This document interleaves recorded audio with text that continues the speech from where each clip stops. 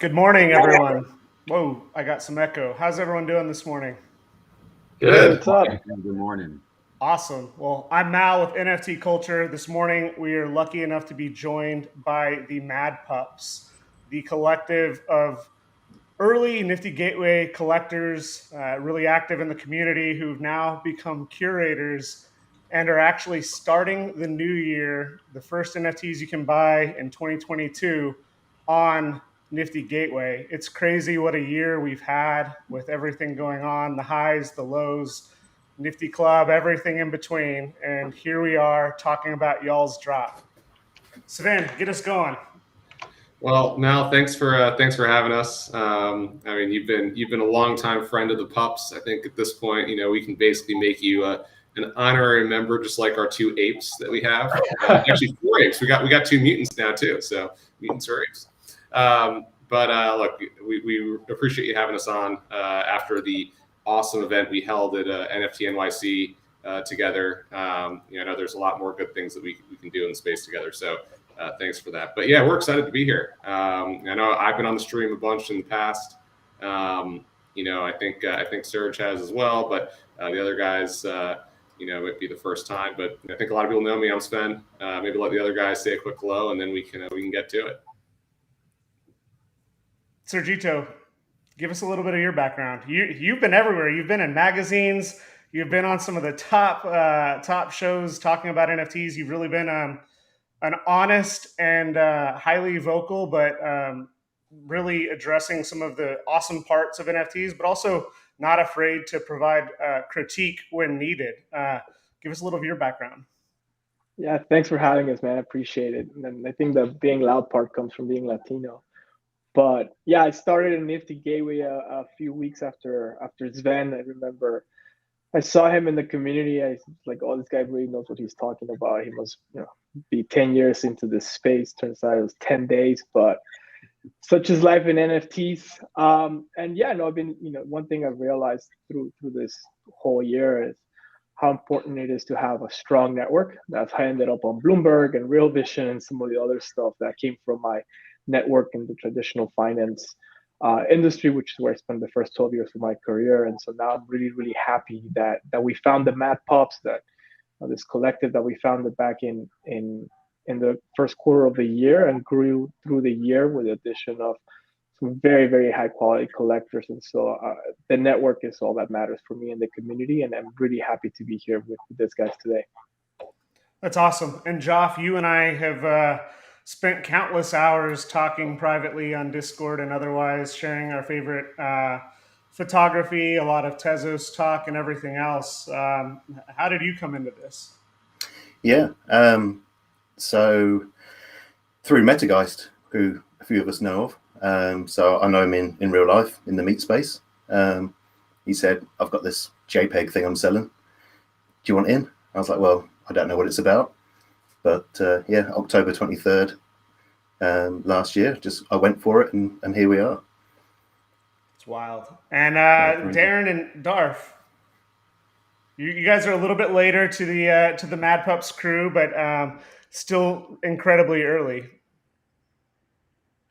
Yeah, Darth, why don't you go first? I'll go last. Yeah. So I joined here in February, right? It feels like, decades ago, right? But the reason why I joined the space is, I have a day job and I wanted something to expand how I thought about just art and JPEG and community. And I minored in art in college. And my dad was like, what a disaster, waste of time. But joining this space, it just allowed me to see that unique connection between collector and artist that is unprecedented, right? And that to me is what really made me feel like this space has got so much leg room to go. And then you throw in the idea of community, right? And being part of the Mad Pups, what I wanted to do was just join a group, not just that I trusted and respected, but that was positive, right? We joke about Serge putting his opinions out there, but there's still a positive momentum to get us to be a better space overall. There's a big driver for me. It's this idea of connecting community, but the Mad Pups was a place for me to learn from great collectors, but be a positive force for artists, for collectors, and even platforms, right? So I'm very, very excited to be here. Yeah, where to start? I guess everyone's story kind of starts with the crypto story. I've been in crypto for a while. Day traded the collapse of Mt. Gox many moons ago. Those were pretty wild days. And actually, speaking of Tezos, like Tezos ICO, it's pretty interesting to see some of the way these projects have like found their niche over the years. But honestly, like nothing compares to 2021. NFTs were a game changer. My background is in making game businesses at some of the game companies you're familiar with. And I've done a lot of my work prior to NFTs around trying to build businesses that would push forward a creator economy, something that could like unlock a new renaissance in creativity. And it's happening right here. Like, we're waiting for it to happen in a game, but it's happening right now. Like, we're seeing this happen. I think a lot of us that grew up playing MMOs and stuff look at OpenSea as like the World of Warcraft auction house.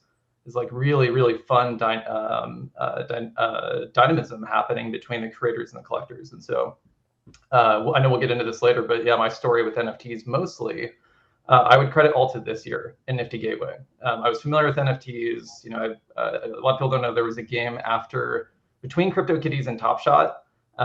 Dapper Labs did a game called Cheese Wizards, which was this like battle royale wizard game. So I had some wizards, but this was the first year that it went really deep, and I credit a lot of that to the people that are on the screen today.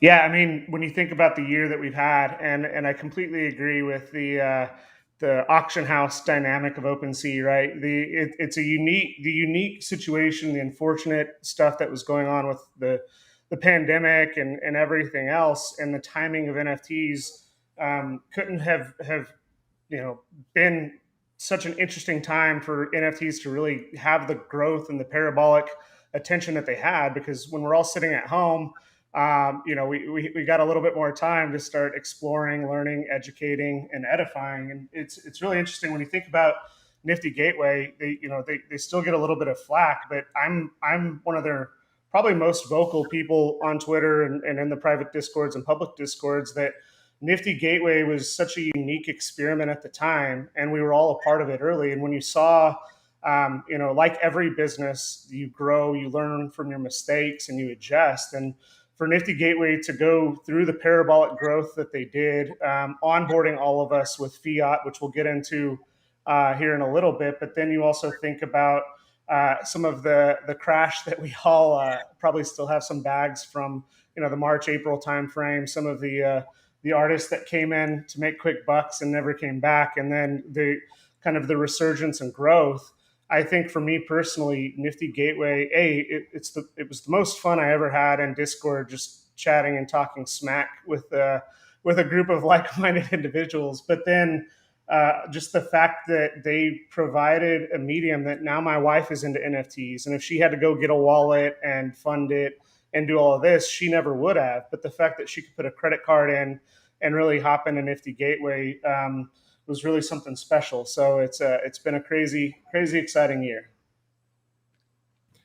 No, I couldn't agree more, Mal. Like I think we would all say that we wouldn't be here if not for Nifty Gateway, right? I think that individually, maybe some of us would have found NFTs over time, but the space is incredibly intimidating for someone that isn't, especially someone that isn't crypto native.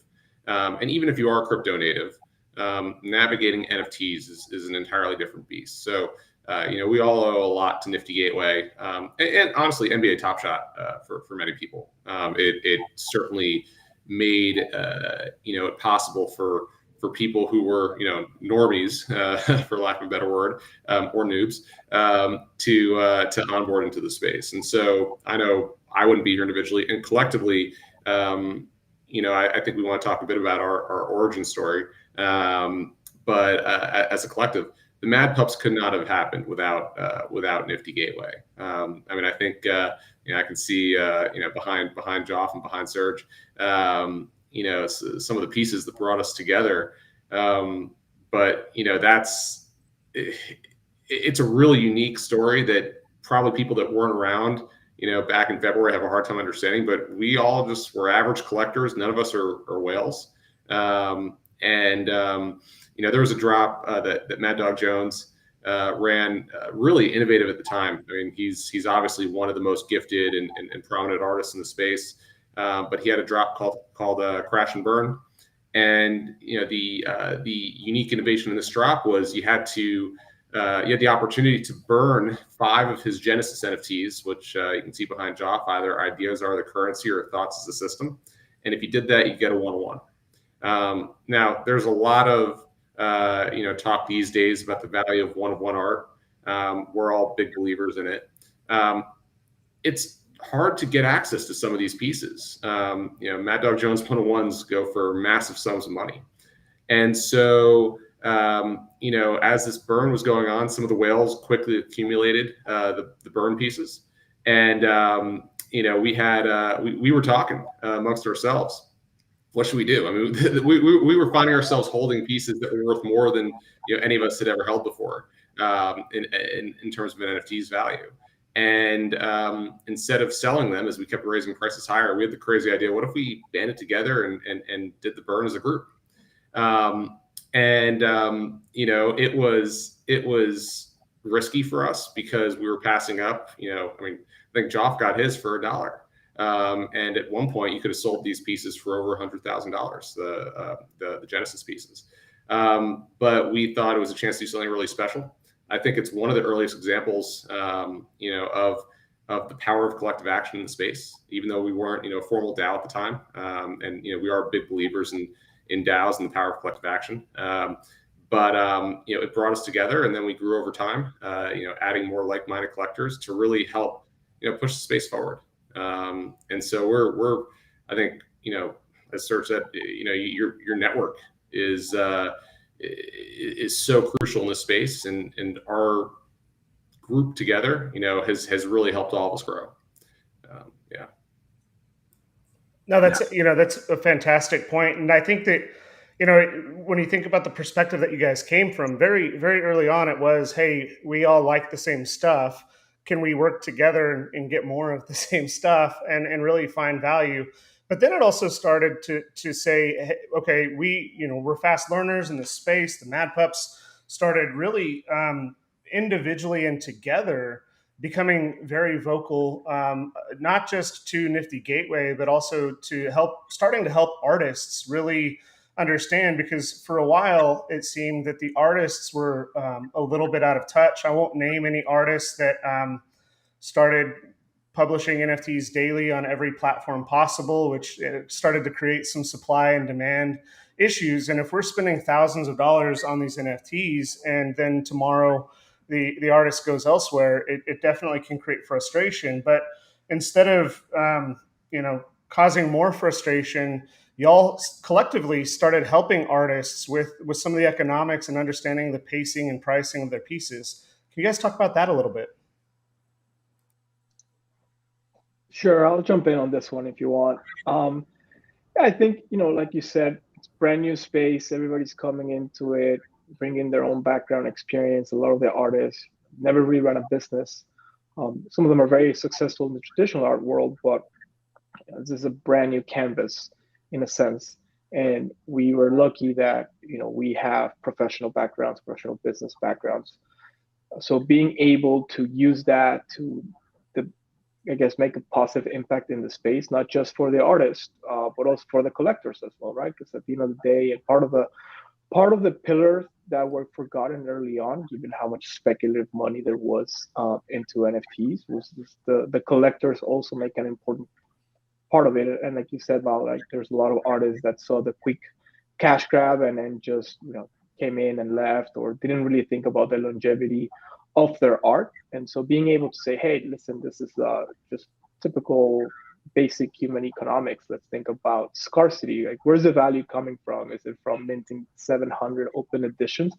Not really. It's from, the fact that there's only going to be so many, and in the future, there's going to be millions of people wanting them.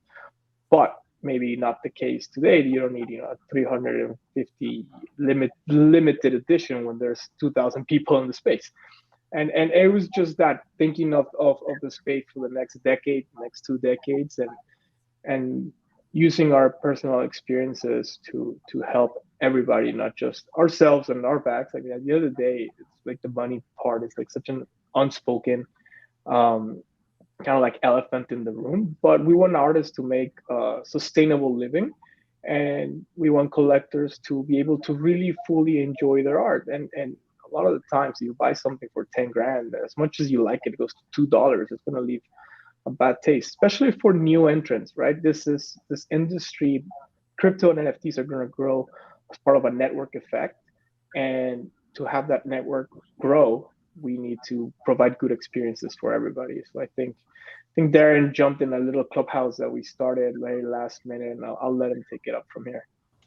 Yeah, great. So I guess to travel back in time, right?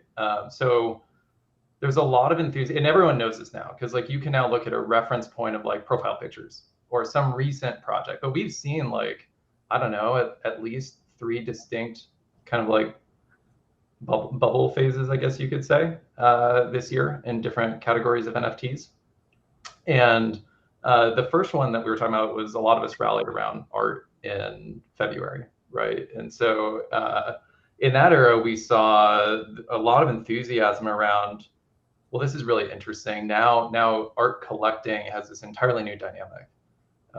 The art is still art, like you still appreciate it in many of the same ways and you experience it in similar ways, but now it's part of this like global marketplace, which invites more accessibility, more awareness, more community, a connection to the creator that you didn't have before. And all those things start bringing life to things, you know, like I collected art before, but you know, previously I would buy art. I didn't get to talk. I had no idea who the artist really was. I didn't understand the artist story that well. And there wasn't a community of collection happening either. But like all new things in crypto has this, like Serge had to tweet, you had to tweet this today about your father-in-law. And like, hey, there's this airdrop, and now he's like super hooked into like, what is this? This is really engaging. There's part of that is this no different than the gold rush. People see like there's something hardwired in us that when we see something that's like standard deviations away from normal, we're like super interested to understand what that thing is. And we saw that in art. And the first version of that was open editions, which used a lot of like, if you look at other kind of like game design mechanics, like you have you have the perceived scarcity of time. There's a 5-minute window. You have to get in really fast. You have to get this thing, and it creates a bunch of concentration of excitement in that one moment. And then you feel like there's scarcity because you can't do anything again for the next day. So people were buying every open edition every day. And then they would expect that it would pump in the secondary market because for some reason, if you weren't there, and this did happen. I don't understand this. People would miss an open edition and 5 minutes after the window closed, pay 3 times the price. And so we saw this crazy euphoric rally from February to March of the prices were going up. And so what ended up happening was the artists that were launching at that time, and I imagine many of them are even watching today, like no one knew what to do in this space. And so they started increasing their prices. And so we saw now we were selling multi-million-dollar market cap open editions. And there was no scarcity. And it was increasing a lot of capital going into these things. And then fast forward, you know, like a couple of weeks and the demand evaporates because it was all about, there weren't that many of us, honestly. And so then artists were feeling the weight of like, well, now people have all these expectations. I sold 800 copies of this thing or 300 copies of this thing. And my collectors I care about them, but now they're like understandably not feeling very happy because they feel the weight of losing 80 or 90% of something they paid for. Even if they didn't plan on flipping it, it still doesn't feel good to have something go down in value. And so a lot of us just started with wanting to work with the artists that we were collecting the most of. But this clubhouse call that Serge is talking about was around April. There was this really frustrating moment. And maybe this speaks to something that is kind of almost like a founding moment for when I think Mad Pups shifted a little bit from like group collecting to a collective focus on how we can help build, like really like we're all going to make it together. Creators, collectors, platforms, like how do we solve the issue? We were at this place where all of us in Nifty Club, so Nifty Gateway had like a general chat, and there was also this Nifty Club where like if you had a certain number of NFTs, like you'd hang out with other engaged collectors, you know, like this is like where this is like our first private Discord. This is where I thought we weren't allowed to talk about it, but I guess first rule of Nifty Club is don't talk about Nifty Club. Sorry, first rule. First rule. Don't tell anyone. That didn't happen. There was not really a club. It doesn't exist anymore. Not Nifty Club. Yeah. We might get banned if you mention it again there. Yeah, I'm probably already banned. So we were, but we were all sitting there, right? And it's like April, we're like, man, like this is, we need to figure this out. 'Cause it's like we're all riding through the bear market together. We believe in this space. A lot of us had this conversation, like prices are tanking, volume's drying up, and a lot of us are still supporting the artists that we care about because we know this, like this space is super important. But it doesn't mean that the bear markets don't suck. And at that time, though, is when influencers started hitting Clubhouse. And we got to this thing that felt, frankly, just like offensive, where all of the conversations with the artists were with people that didn't even own NFTs. And so it was so clear that we had this dissonance between the conversation that we all were listening to on a Clubhouse, where none of us were in the conversation. None of the collectors that were buying the work and cared about the longevity of the artist's career were even on the stage. And so in a moment of frustration, Serge, as usual, I'm gonna vent. So we get on Clubhouse together, and we did. We vented about this, and we got everyone together, and we talked about the kind of collection mechanics we want to change. I think you got both of the Nifty Gateway founders on the stage, and they came and talked about like how we can help. How can we do this? Because it's a platform. It's the creators. It's the collectors. How can we get more feedback, tighter feedback loops on how to do this differently? And that was kind of the beginning of having these conversations with artists. I imagine there's a lot of room for us to talk today about how we view designing like collection mechanics and sizing. I will just say that I feel like it's a real honor that we get to do that.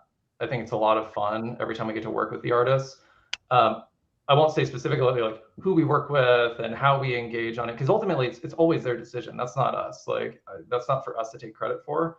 But the people that we hold the biggest collections with are the artists that we've had, I guess, like the most interactions with, the people that we feel most collaborative with and in building their vision with them, like helping support their vision.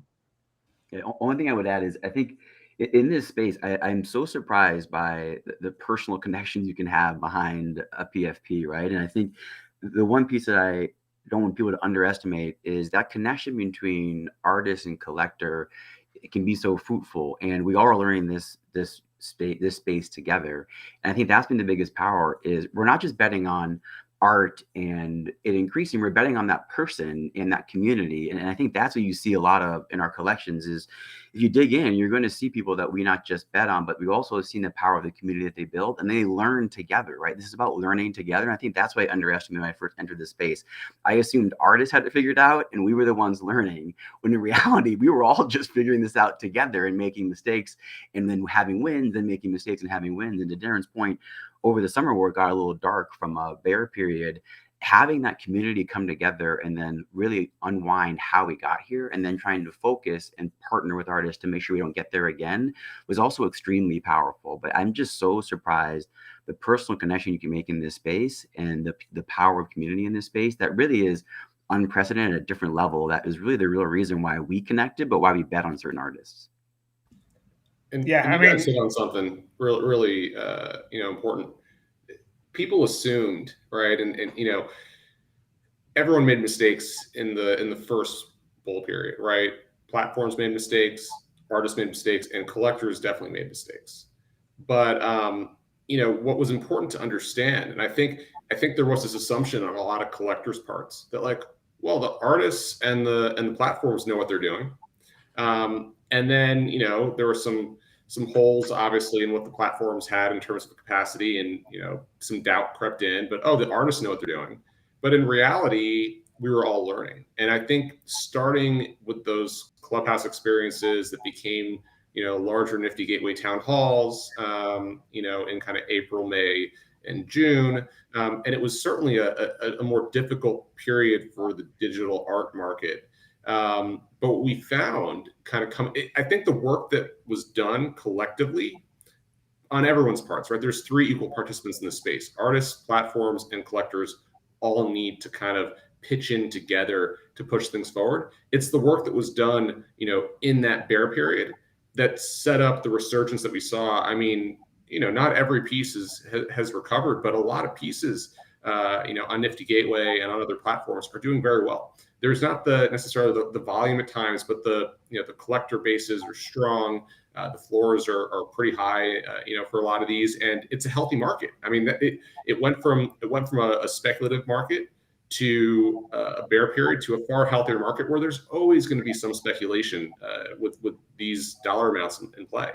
But I think we'd all agree it's in a much better place now. And people always talk, well, it's in bear periods where there's building. I don't know if we're going to see like a full-on NFT winter at some point, but we've definitely seen elements of that in different collectible and art segments. And there was real building that went on. I mean, Nifty has vastly improved, their platform through onboarding more people to work with them. I know it's not perfect. When there's an issue, customer service always feels slower, but you have to recognize the number of people using their platform. It's exponential growth that very few companies experience. And I give them a lot of credit, for where they've brought it. It's really from Griffin and Duncan on down to they're more public facing people like Tommy and Trey and some others, but I mean, they brought on people from the community, right?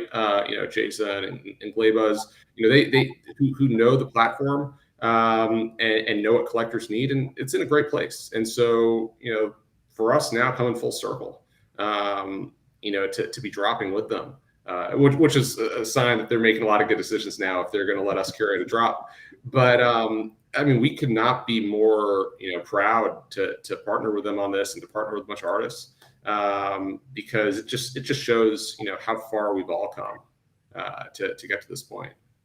Yeah, I couldn't agree more. When you think about like what we see day in, day out, the negativity of all the platforms, I think that when you look at the perspective, Nifty Gateway has done everything in their power to fix the issues, address the issues, and now, in my opinion, they are the safest and best place to buy it with the gas changes that they were able to make, the ability to use fiat, adding all the collections, basically opening up the spigot to allow the NFTs that we all love, whether we mention them on Nifty Gateway or elsewhere. When I saw that I could move my Board Nest Ape Club into Nifty Gateway, that was like the first thing that started. Then Mad Dog Jones, and now you can buy Bored Apes, you can buy everything on Nifty Gateway. And so it's really, really exciting to just see, once again, 1 year of innovation. Most companies, it would take quarterly releases, but they're able to innovate so quickly to meet the demands of the market that is increasing in capacity. It's just insane. I did want to double click down on one more comment that you guys alluded to earlier. It's interesting that but a lot of people are so negative to so many artists that do these open editions, but they don't realize, like this Takashi Murakami that I have behind me, that's a 1 of 300 print that cost me thousands of dollars to collect, and it's a physical piece. And so when you think about how few people there still are in this NFT space today, and how many future collectors there are going to be, like even a 1 of 1,000 NFT in all likelihood is, once there's 20 million, 100 million people worldwide that are very active in the NFT space, and going back and looking at these artists, it's really interesting to think about the value today versus the potential value long term. And so I'm very bullish on a lot of the pieces, even a lot of the artists that may have shortened or short term really damaged the supply and demand of their art. It'll be interesting to look back in a retrospective 5 years from now at some of those pieces and see how far they've come.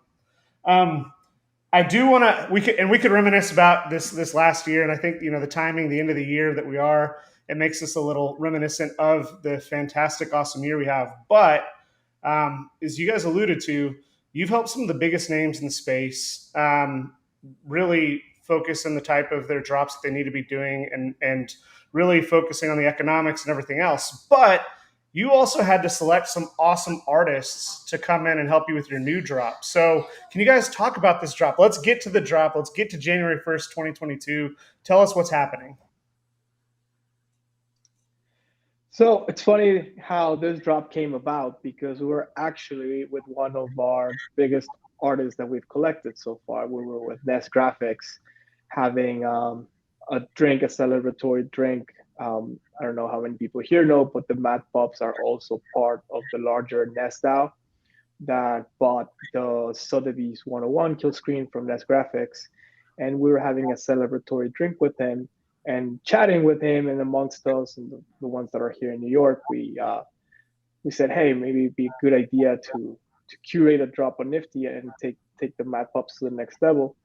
And so we pretty much called the twins up, and Tommy was very supportive. Obviously, they've all seen the involvement that we've had with the artists and the community, and we wanted to highlight artists that maybe haven't had a chance, given how difficult it is to get that exposure. Right, you have to be a social media whiz or get a lot of luck to get noticed. But obviously, there's a lot of talent out there, and they were very, very welcoming of the idea. Of course, they had two other big collectors do curated drops in the past, King of Midtown and 33.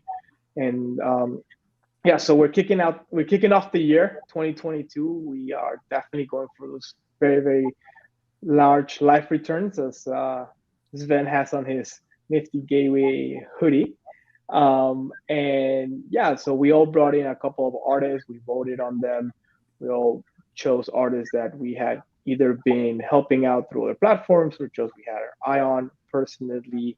I think we were all familiar with each other's artists, given that we talk a lot, we discuss a lot amongst ourselves. We know what we're doing, what we're seeing. We're constantly, kind of bouncing ideas off each other when we're talking to artists individually. So I was very happy to invite Olalu and Van Gogh Doodle to the drop. Both. But it doesn't matter whether you're a boy or a girl. I think we have to be cognizant of the fact that the space tilts a certain direction. So I was happy to bring, to invite two female artists to the drop, especially one who's Mexican like myself, and another one from India that's also a gigantic population, obviously has had such an impact on global culture, and bring them on, and then see what everybody, thought, and then see their invitees, and yeah, if somebody wants to take it from there. Yeah, so I'll take it.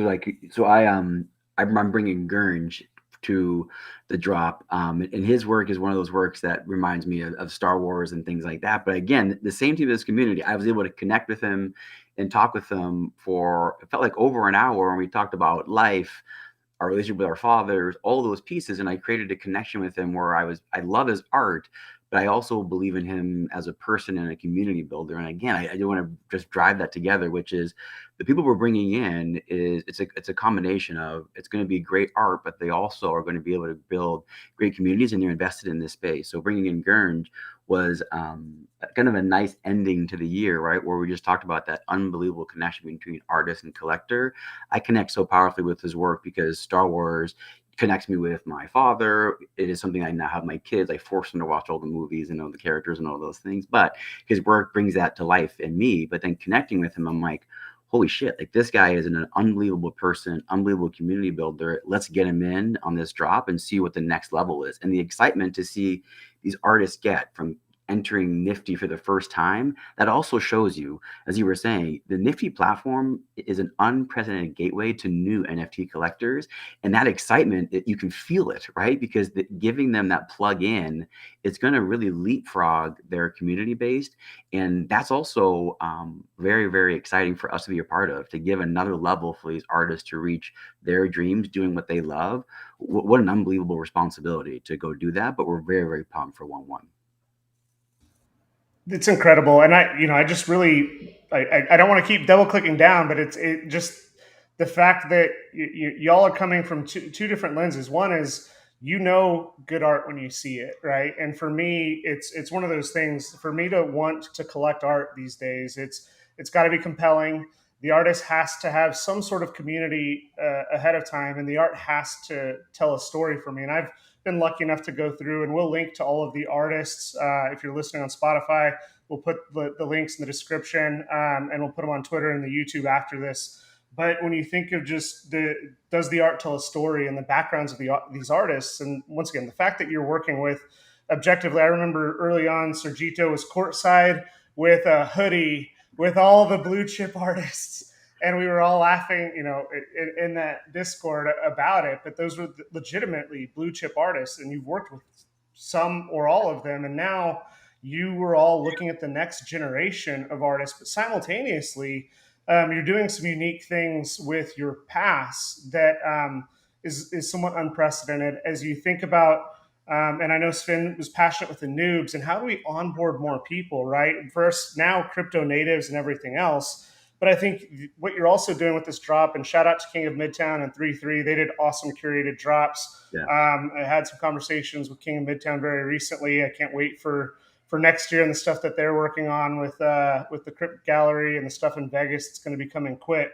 But y'all are taking a slightly different approach and trying to make this as accessible. And when you think about, after the hangover from the 31st, starting the year right and buying your first NFT in 2022 is going to be an awesome ability. So can you talk about why, typically on Nifty Gateway, you have 5 minutes to buy something, but the Pups Pass is really going to do something different, and it's going to be open for 4 hours for collectors to come in and pick a piece up?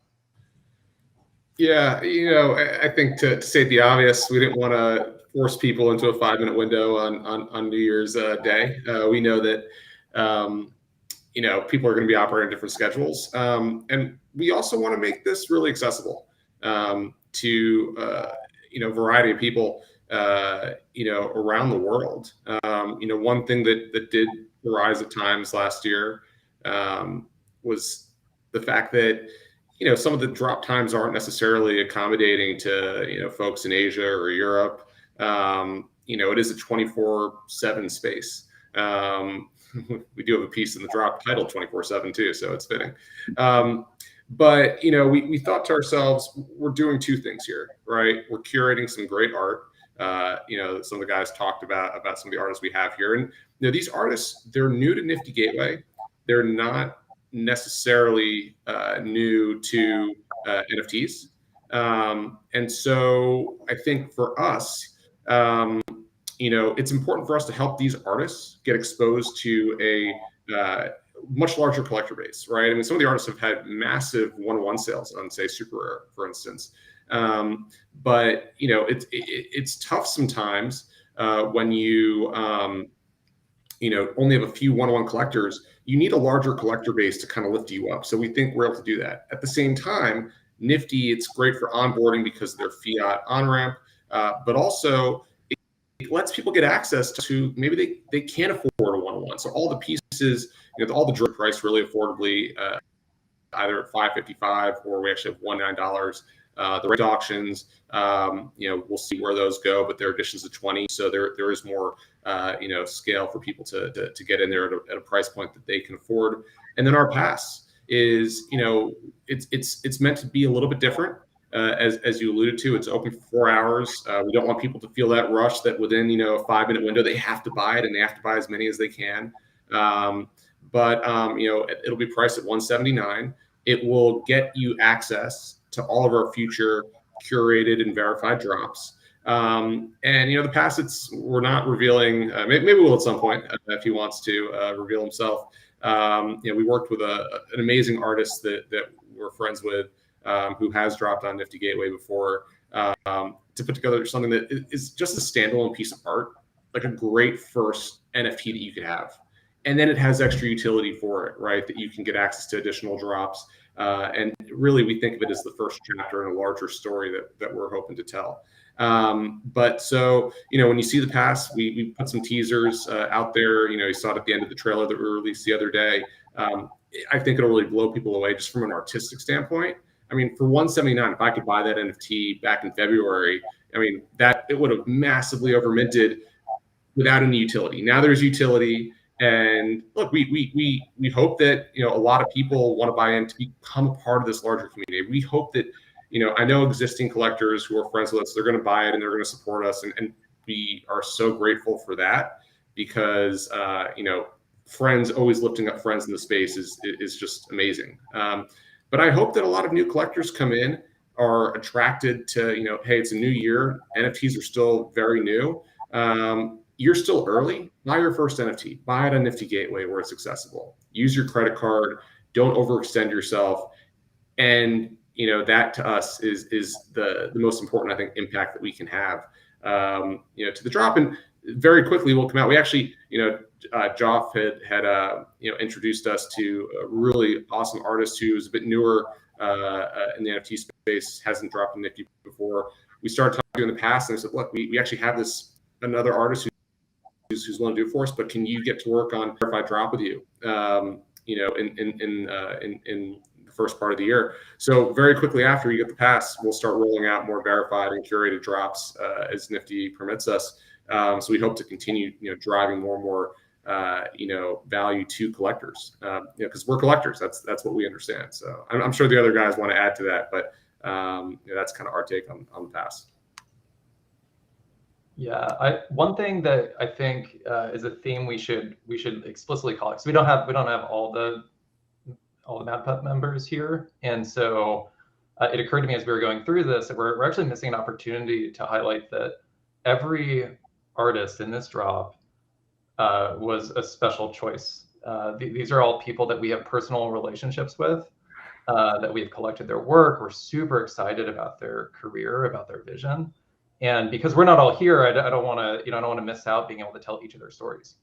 Yeah. What I will say though is our focus, going back to like February and April, like last year, is the whole reason for us to do this is to have a collector-centric voice in the space, and how we can help creators get like focused feedback on how to build their community and their collections. And so when we think about the Pups Pass and why do we do it, we hope that actually everyone that participates in this helps us funnel this, helps us build this collector community. And then what we bring in the curation is you're right, the art is phenomenal. I'm super excited about every piece in the collection, but we're not just curating the art, we're curating the artists, right? We're trying to build a community of creators and collectors that can push next year to something really, really great. And what we saw, and I really feel bad for the artists in the space that have like even achieved phenomenal success this year, because they're kind of like stuck, wrapped around the axle of like, well, I don't know, in the first phase I overminted, and so then I came up with all these other mechanics of claim mechanisms and burns and utility, and now everyone expects me to be a product.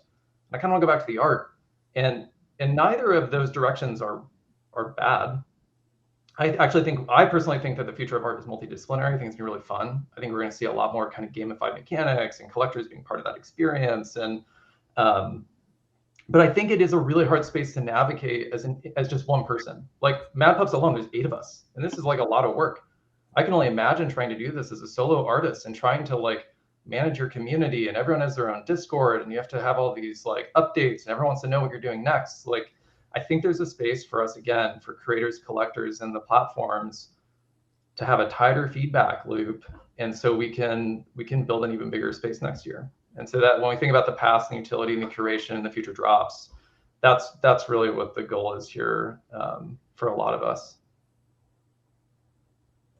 Yeah. Only thing I would add is, for me, it's 2 additional points, and Serge mentioned it. This idea of diversity of collectors, right, is an important one to me specifically, right? My father is Black and my mother is white, but this idea of what I think what this community and NFTs in space do is this idea of ownership, right? And getting into NFTs can be very daunting. To Darren's point, there's 8 of us, and it's still overwhelming. But the way I look at this pass, and the way I know a lot of us do, is this idea of having it just be a little bit of beacon of light to guide as we curate and do new things in this space. Holding our pass will help you get and navigate this in a simpler, easier way. And that's important to me, and I know to us, right? This idea of, betting on the Mad Pups, betting on this pass, you are going to get access to great art, great communities, and other things to be determined, right? But that's really the idea for me, is what can we do to be a catalyst of diversity in this space? And to Darren's point, we want as many new collectors and current fans of ours to be a part of this one. But that's a big responsibility that I feel, and I know a lot of us feel, is there is no part of me that will ever let this pass fail, because I feel such a responsibility to widen the path of people getting into NFTs and making it easier to navigate, but also having it feel rewarding and special. Those are things that I take near and dear to my heart. I know we all do, and that's why we're together. But that's another piece I wanted to say, is this idea of bringing in more diverse collectors through this pass and making it easier for them to navigate this space is really the ultimate objective for me. Screaming kids in the background. Sorry. The diversity piece is really interesting, and this is really funny. Is that y'all doxed yourselves today, and I talk about all the time. The importance of at least 50% of the team being doxed, and when you also think about how vocal all of you have been in the community, this is also the first time some of you have seen each other's faces, literally right now, and I think that's really interesting and exciting that. How much trust has been made because of our shared values. And what's interesting is we all need to find our tribes, and NFTs in a very powerful way have allowed us all, whether it's through private discords, whether it's through public discords, whether it's through the shared ape community or anything else, we find these communities that resonate with us for whatever reason. And Sergito made a comment about it earlier about it. Yes, money is a part of it, but also, part of what the community aspect is finding, people who have the shared values, and you're not the most diverse group in the entire world, but you're much more diverse than 90% of the other NFT communities that are out here with kind of your backgrounds and geography and passions and backgrounds and upbringing. And that wasn't intentional. That was just, hey, all these different people with these different backgrounds found something that they believed in, and they believed in it enough to not even see each other, but form this group to come together. And like, for me, that's really touching. Like that's so, and it was accidental that we're talking about this right now, because someone made a comment before we went on air, like, oh, wow, that's what you look like. I had no idea. And just the power, I'm giving myself goosebumps now, but like I say in probably way more tweets than I should, that NFTs change lives. And, that's the hashtag I use quite a bit, but just listening to y'all talk today, and, I can't wait to be, a token holder of the Mad Pups. And if I were to bet on one group in 2022, it would definitely be y'all. Awesome. Thank you so much for those kind words, man. I appreciate it. Just want to give a lot of credit to Sven, who's been the glue who's kept us together. He's the Svenio, the CEO of the Mad Pups, the original Giga brains that I came up with the idea, and he's really been putting in a lot of the work. Also, Joff, quiet guy, but he's the technical brains behind a lot of this. And we're very excited to welcome all the new members of the Mad Pups community into, after the drop, into the Discord, help out any way we can. Like Darth said, continue to deliver value. We'll make sure that Darth doesn't show up in full Darth Vader outfits every single time. That's why we didn't know what he looked like, because every single Mad Pups call, he's wearing his Darth Vader helmet. But it's been really awesome to be part of this with this group of guys, and just to realize that maybe that's what the metaverse is about, not really having those stereotypes that have been subconsciously, whether we like it or not, fed to us by society and our experiences. I mean, what are the odds that Joff is not in the continent even that we would ever hung out, and now we have all these joint, not just investments, but we have this joint opportunity to change lives for artists, help out collectors, and so it's just a very, very powerful space. And I'm so glad that we're having people like yourself, Mal, and really building out and providing a platform and highlighting the good things that are happening. So just very, very grateful to every single body that is watching, that is creating, that's participating, that's providing constructive criticism, sassy and stuff. I'll put myself in there, but I think it's important we all hold each other accountable and really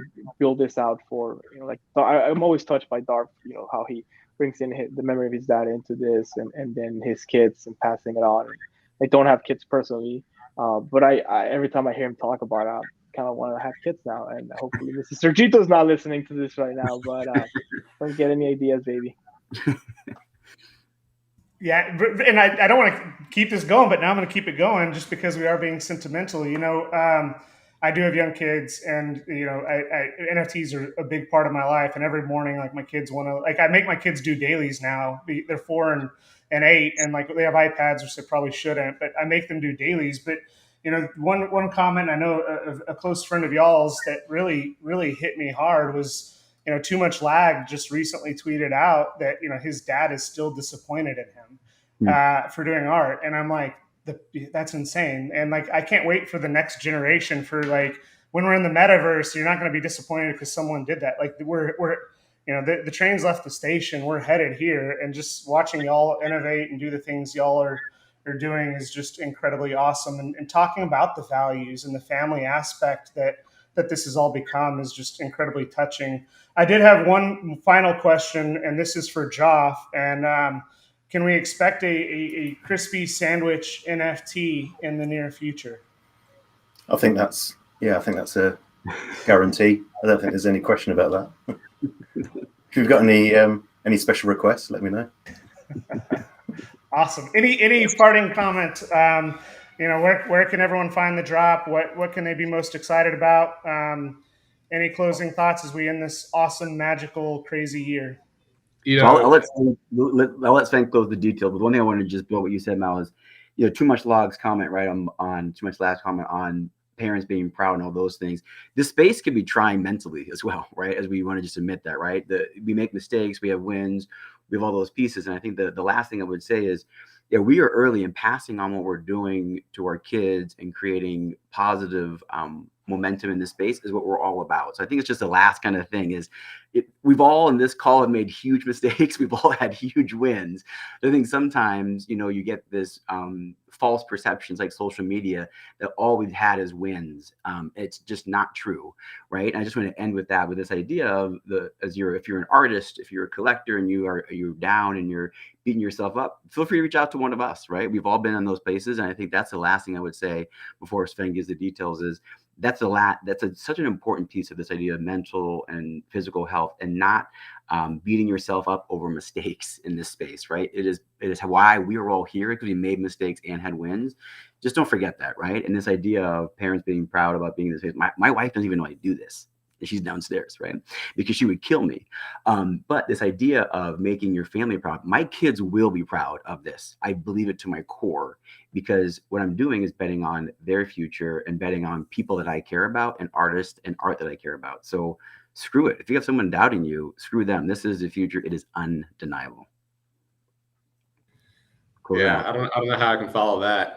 But before I give the details on the drop, before we close out, I do have to say, this space is, as Darth mentioned, it can be trying. There have been times when, we've all felt, I think overwhelmed by what we've gotten ourselves into. Serge and I can go back to some of our chat history, which is lengthy. I tried to scroll through it to find something the other day, and I think I've spent more time talking to him over the past year than I have, my family. But there were times when I don't want to say it was dark, but we felt overextended. We doubted ourselves, and look, we've all done very well, and I know that's not the case for everybody in the space. We had the benefit of being early. That was some luck. There was also, look, we made a lot of good decisions. Not everyone who's early made good decisions. But the financial weight of this was trying, and at times, and getting through that, it was critical to have friends. And I consider everyone on this call, the Mad Pups that are on this call, some of the artists that we've worked with, so many other people that are not members of the Mad Pups, but I spend so much time engaging with, in different discords, truly, very close friends of mine. It's amazing, how many close friends we've all developed, and close friendships we've all developed over the past year. Far more. That's probably the best thing that we can take from the early days of the metaverse, right? It's that it lets people form friendships, with people from all different backgrounds around the world. And I'm grateful for that. And people joke about, Griffin got a lot of flack for when he made the life returns comment. Yes, I'm wearing the sweatshirt today. It's quite comfortable, by the way. Props to Trey for that one. But if all your NFTs went to zero tomorrow, what would you take out of this? And look, first off, I got NFTs that they went to zero. I still love them. I do enjoy the collecting aspect, but beyond the NFTs, it's friendships. It's lifelong relationships that you can form. We were talking about Too Much Lag. I don't know how anyone could be disappointed in him.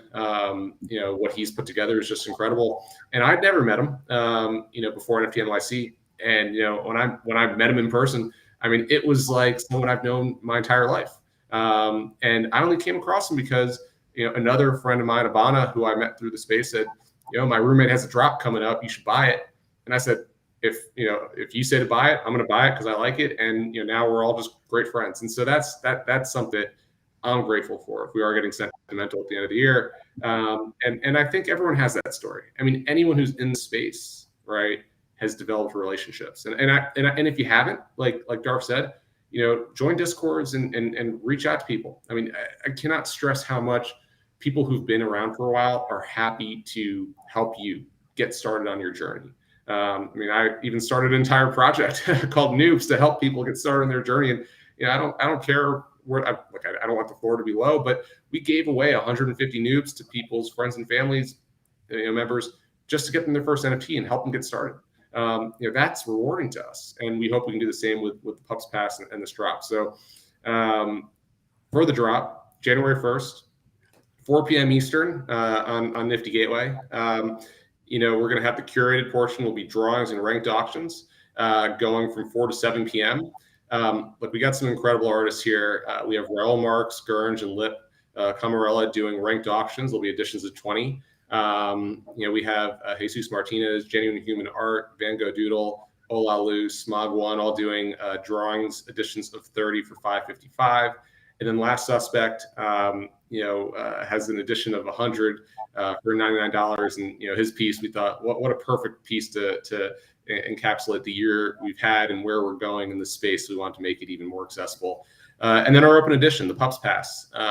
This first drop is open to all future Mad Pups drops. Will be gated behind the pass, running from 4 to 8 p.m. on the first. So you can take your time if you're a little had a rough night the night before.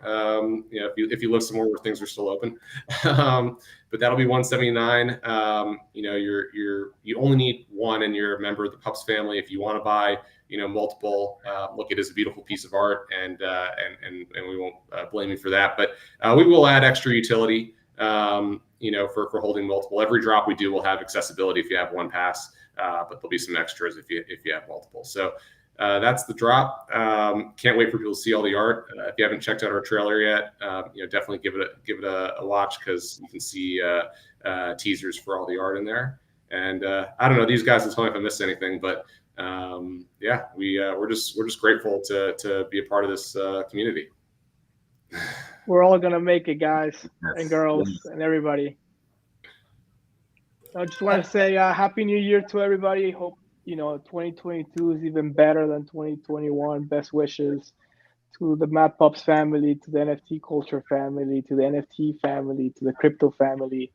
We're lucky to be here. Let's make the best out of it. Enjoy your 31st. Enjoy the new year. And we'll see you on Nifty Gateway on the 1st. Awesome. Best way we can end it. Take care. Stay safe on the holiday. Be ready to buy that Pups token on the 1st. It's definitely going to be worth it. Thank you so much, Mad Pups. Thank you, Nifty Gateway, for allowing us to make some awesome friendships. And we are all going to make it. 2022 is going to be awesome. Cheers, everybody. Yes, it is. Bye, guys. Happy New Year. Thanks, everyone. Take care. Happy New Year.